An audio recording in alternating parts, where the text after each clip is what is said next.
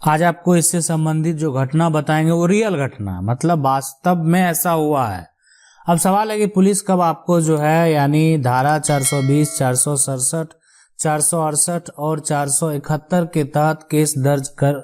आपको गिरफ्तार करके जेल भेज सकते हैं। या ये भी हो सकता है कि आप अगर मान लेते हैं आपके साथ भी अगर कोई भी समस्या इस प्रकार से हुआ है तो आप जो है सामने वाले व्यक्ति के खिलाफ अगर आप एक तरह से एफआईआर करेंगे यानी पुलिस प्रशासन को आवेदन देंगे तो उस व्यक्ति पर यह सारा धारा लगाया जाएगा और उसको गिरफ्तार भी किया जाएगा। आज जो मामला बताने जा रहे हैं वो जमीन खरीद बिक्री को लेकर है और ये जो है ये रियल घटना है। तो चलिए पहले जानते हैं कि ये जो धारा है 420, 467, 468 और 471 इसके तहत जो है क्यों पुलिस जो है वो गिरफ्तार करके जेल भेजती है। तो सबसे पहला जो है वो 420 का है। 420 का मुकदमा तो आप समझ सकते हैं, किसी के साथ जो है वो छल करना, धोखा देना। लेकिन जो 467 है कि यानी जालसाजी किस प्रकार से करना, वसीयत का जालसाजी कर लेना, ठीक है,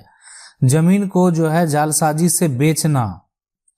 है ना, गलत तरीके से आप जो है किसी को पैसा देंगे उसके साथ धोखा कर देना। आपने पैसा नहीं दिया लेकिन जो है आप गलत तरीके से किसी को चेक दे दिए मान लेते हैं, तो ये सब जो हो यानी इस तरह का अगर आप काम करेंगे, पैसा ठगना, तो ये सब अगर ऐसा मामला आप पर अगर लगता है, आपके खिलाफ अगर कोई कंप्लेन करेगा तो इन धाराओं में आपको गिरफ्तार जो है वो किया जा सकता है। अब ये जरूरी नहीं है कि जमीन वाला मामला में ही ये धारा आप पर दर्ज हो। आप मान लेते हैं किसी के साथ जो है कोई भी खरीद बिक्री करते हैं, किसी को अपना आप जो है कार ही बेचते हैं, बाइक ही बेचते हैं, उसके साथ अगर आप धोखा कर लेते हैं तो धोखाधड़ी के अगर मामला आप पर दर्ज होता है, उसके एवज में आप उससे पैसा ठगते हैं तो अगर वो व्यक्ति आपके खिलाफ एफआईआर दर्ज कराएगा तो आपको जो है वो जेल जाना पड़ सकता है अगर आप पर ये सारा धारा जो है लग गया और ये धारा जो है वो साबित हो गया। तो अब कुछ दिन पहले का एक मामला बताते हैं। इसमें हुआ क्या, एक जमीन को जो है यहाँ पर एक व्यक्ति के द्वारा बेचा जा रहा था और बेचने जो है खरीदने वाला एक पति और पत्नी, यानी जो दोनों को आरोपी बनाया गया, पति और पत्नी को जो है यहाँ पर दोनों को आरोपी बनाया गया। तो अब पति पत्नी के द्वारा जो है यानी क्या किया गया कि सारा प्रोसेस करने के बाद अब क्या होता है, सामने वाला जो आदमी होता है समझता है ठीक है दोनों व्यक्ति है, उन्होंने क्या किया कि चेक दे दिया जो है, और चेक जो है यानी होता है कि ठीक है चेक आगे जो है वो तरह से डेट का भी लोग दे देते हैं कि मेरा पैसा जो है इस समय आएगा, और उसके बाद जमीन का जो है वो रजिस्ट्री कराते हैं। तो यही किया गया, मतलब चेक जो है गलत चेक देकर जो है यानी जमीन जो है यानी खरीदना का प्रयास किया गया, और उसमें ये जो है यानी वो व्यक्ति जब चेक लेगा तो क्या करेगा, चेक जो है पत्नी के नाम से दिया गया है ना। अब पत्नी जो है यानी जो है उन जानकी नाम के जो है जानकी नाम से जो है उनकी पत्नी के नाम से वो चेक दिया गया। अब वो जो है व्यक्ति है जो कि जमीन का विक्रेता है, वो क्या किया, जाके जो बैंक में चेक जमा कर दिया और उसके बाद उसके खाते में जो है पैसा था ही नहीं, है ना, उतना पैसा उसके खाते में नहीं था जितना का जो है वो चेक वहां पर दिया गया। तो चेक हो गया कि वहां पर चेक जो है वो बाउंस कर गया, और उसके बाद पता चला कि ये खाते में जो है यहाँ पर उसका राशि तो है ही नहीं। तो इसमें क्या किया, जमीन का रजिस्ट्री करवा लिया। आप कहेंगे कि ऐसा कैसे संभव है, जब तक अभी के समय में लोगों को जो है पैसा प्राप्त नहीं होता है तो लोग जमीन का रजिस्ट्री नहीं करते हैं। लेकिन देखिए हम आपको बता दें, बिल्कुल आपका बात जो है बिल्कुल सही है, लेकिन कुछ ऐसे लोग होते हैं जो जिनको लगता है कि विश्वास पे वो जमीन की रजिस्ट्री कर देते हैं, और यानी पहले ऐसा ज्यादातर होता था, और उसके बाद जब पता चला कि उनको जो है एक तरह से धोखा दे दिया गया है। धोखा देने वाला जो व्यक्ति है वो किसी भी मतलब सामने अगर आप उसको देखेंगे तो वो दिखता नहीं है कि वो फ्रॉड है, लेकिन वो इस तरीके से उसको ट्रीट करता है कि आपको वो जाली जो है एक तरह से सारा दस्तावेज सारा प्रूफ दे दिया, आपको भी चेक दे दिया या कुछ पैसे भी आपको दे दिए, आपको लगा कि नहीं है ये तो है सारा, और एक तरह से जो रजिस्ट्री का है वो डेट भी जारी करवा लिया, आप जाके रजिस्ट्री भी कर दिए, सारा कुछ है कि एग्रीमेंट में भी वो सारा कुछ मेंशन किया जाता है कि ठीक है आपने चेक दिया है, आप चेक से पैसा देंगे, ठीक है, आपका चेक जो है इशू हो गया, सारा जो प्रोसेस है, आपने बैंक को चेक दिया और पता चला कि इसके खाते में पैसा ही नहीं है, तो वो तो पैसा अब है ही नहीं है, तो अब पैसा प्राप्त आप कैसे करेंगे। तो ये इस तरह के जो फर्जीवाड़े में जो विक्रेता है वो क्या करता है, क्रेता के खिलाफ जो है एक तरह से एफआईआर दर्ज कराता है, और एफआईआर दर्ज कराने के बाद जो इन सभी धाराओं में 420, 467, 400 जो है 71 के तहत जो है अपराध यहाँ पर जो है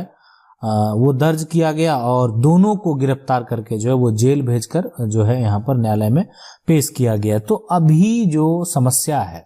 ये धोखाधड़ी का सबसे बड़ा समस्या है। अब ये आप कहेंगे ठीक है जमीन में तो नहीं मानेंगे, बहुत लोग मान लेते हैं कि जो गाड़ी है उसका जाली पेपर बना लेते हैं, वो एक तरह से जाली कागजात तैयार कर लिए और अपना वो सेकेंड हैंड कार किसी दूसरे को बेच दिए, तो वो काम अगर भी करते हैं तो धोखा देना हो गया। या मान ले बहुत ऐसे मामले हैं जहां पर जो है धोखा दिया जाता है, यानी अगर बहुत ऐसे होते हैं कि जो प्रॉपर्टी आपको दिखाया गया, ठीक है, उस एवज पे एग्रीमेंट करा के पैसा लिया गया, आप पैसा दिए, लेकिन बाद में पता चला कि ये जो प्लॉट है वो किसी और का है, आप गलत आदमी को पैसा दे दिए। अब आप उस व्यक्ति को ढूंढ रहे हैं, या आप उस व्यक्ति को अगर ढूंढ रहे हैं, आपको वो मिल भी गया, ठीक है, तो आप उससे पैसा जो है वो प्राप्त नहीं कर पा रहे हैं, तो उस केस में अगर उस व्यक्ति के खिलाफ एफआईआर दर्ज होगा तो उस पर क्या मामला दर्ज होगा, और अगर वो गिरफ्तार होता है, सजा जो है वो एक तरह से अगर उस पर लगाए गए सारे आरोप अगर साबित होते हैं तो उसको आजीवन कारावास जो है, आजीवन कारावास का भी सजा हो सकता है, ठीक है। वैसे हम अगर दूसरे मामले की बात करें तो बहुत ऐसे मामले हैं जहां पर जैसे कुछ दिन पहले का जो मामला है, अगर ये मामले की बात करें तो ये मामला करीब जो है लगभग 6-7 साल वर्ष जो है, यानी 6 से 7 वर्ष पहले का होगा। अब इसमें क्या किया गया कि 2 लाख रुपए में गाड़ी को बेचा जाता है, ठीक है, गाड़ी को जो है अगर आप भी इसमें देखेंगे तो गाड़ी को 2 लाख रुपए में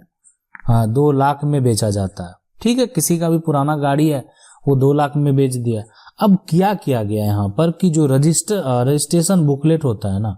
उसको क्या किया गया कि जाली बना दिया गया है ना, रजिस्ट्रेशन का जो बुक होता है ना, यानी कागजात जो होता है उसको जाली दे दिया गया। मान लेते हैं आप खरीदने आए हैं और आपको जो जाली कागजात बनाकर दे दिया गया, तो ये एक फर्जीवाड़ा है। बाद में जब कुछ समय के बाद पता चला खरीदने वाले को कि ये जो दस्तावेज हमको दिया गया वो जाली है, तो उसके खिलाफ वो एफआईआर दर्ज कराया, और एफआईआर दर्ज कराने के बाद जो उस पे 420 यानी 467, 468 यानी या 471 इन सभी मामले में उसको आरोपी बनाया गया, मामला दर्ज किया गया, उसको गिरफ्तार किया गया, है ना। हाँ, लेकिन एक चीज हम आपको बता दें, बाद में इस मामले में हुआ क्या कि दोनों पक्ष में जो है ना, दोनों पक्ष में एक तरह से समझौता हो गया, और बाद में जो है एक तरह से जब समझौता हो जाता है कोई भी केस में तो आगे वो मामला बढ़ा नहीं, और इसमें एक तरह से जब दोनों पक्ष का समझौता हो गया तो उस आधार पे उस व्यक्ति को जो है जिसको गिरफ्तार किया गया था, है ना, उसको एक तरह से बेल पर रिहा कर दिया गया। लेकिन उसके बाद जो है हाईकोर्ट के द्वारा एक स्टेटमेंट दिया गया, हाईकोर्ट के द्वारा ये स्टेटमेंट दिया गया कि देखें ये मामला अब अपराधी है ना प्रकरण से संबंधित है। अब दोनों पक्ष अगर ठीक है, दोनों पक्ष मेल कर लेते हैं, लेकिन कार्य क्या किया गया, फर्जी दस्तावेज बनाया गया। अब फर्जी दस्तावेज आप बना लिए और वो सारा काम कर लिए, और बाद में जो है आप ठीक है आप मेल ही कर लिए, वो बात सही है, लेकिन एक तरह से ये गंभीर आरोप है ना, ये जो है ये गंभीर आरोप है। अब गंभीर आरोप इस तरह का आप पर लगाए जाते हैं तो इसको इस तरीके से देखना उचित नहीं होगा, यह एक तरह का अपराध है। और यहाँ पर जो है अगर जो भी इस ऐसी स्थिति अगर बनती है तो उस केस में जो है यहाँ पर याचिका जो है आपका खारिज भी किया जा सकता है। मतलब कि ऐसा नहीं कि आप अपराध कर लिए बाद में जाके आप मेल कर लेंगे और एक तरह से आपस में मिल जाएंगे, समझौता कर लेंगे तो आपका मामला खत्म हो जाएगा, तो ऐसा नहीं होने वाला। तो बहुत ऐसे मामले हैं जहां पर अगर आपके साथ धोखा देता है तो आप उसको छोड़े नहीं, बख्शे नहीं, उसको सबक सिखाएं, ताकि जो है अगर जो भी इस तरह का अपराध करता है उसको एक सबक मिले कि ये जो है अगर जो हम जिसको धोखा दिए हैं, है ना, और धोखा देने के चलते अगर उसको सजा होता है तो कहीं ना कहीं ये एक बड़ी उपलब्धि होगी और ऐसे करने वालों का जो मनोबल है वो टूटेगा। आशा करते हैं वीडियो अच्छा लगा होगा। वीडियो को लाइक जरूर कर दें। चैनल को पहली बार देख रहे हैं सब्सक्राइब करके जो बेल आइकन